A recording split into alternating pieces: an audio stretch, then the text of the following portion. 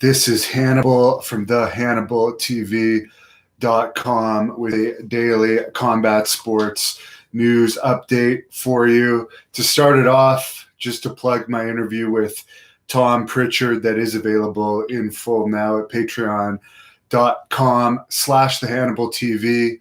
I did post a clip of it today of Tom Prichard talking about Eric Embry and Steve Austin, and Steve Austin actually retweeted the clip and put over that Tom Prichard helped him when they were starting off riding together. So it wasn't a huge news in wrestling today. So that is my headline for today. It's always great when one of the greatest wrestling stars of all time retweets to the Hannibal TV tweet.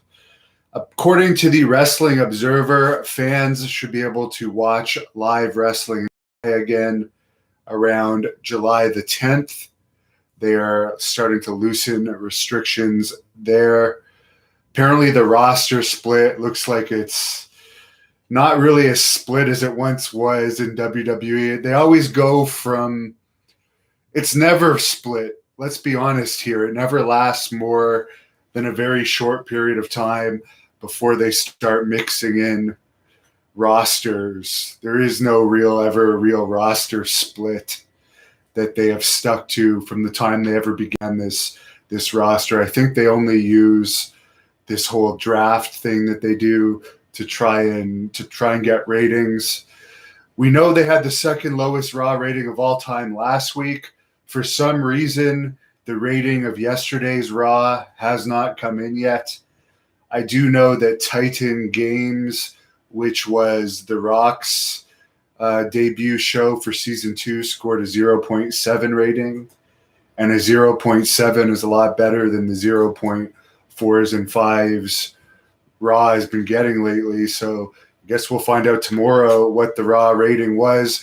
Raw did have WWE developmental wrestlers in the audience last night, and they had plexiglass above the barriers. According to the Wrestling Observer Radio, the plexiglass around the ring might be a permanent thing with WWE from now on.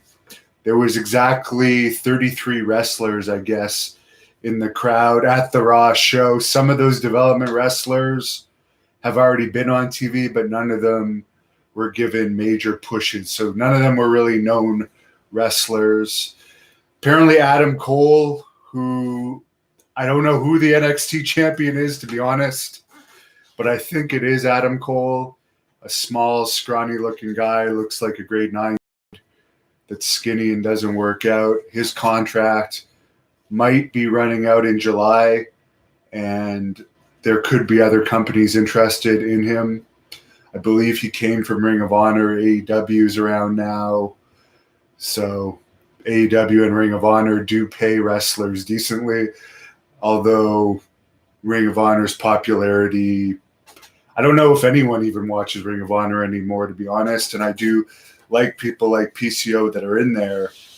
But for example, the last few months, I've only been checking this the last few months, but I've actually had way more than double the YouTube viewers of Ring of Honor's YouTube channel since the lockdown.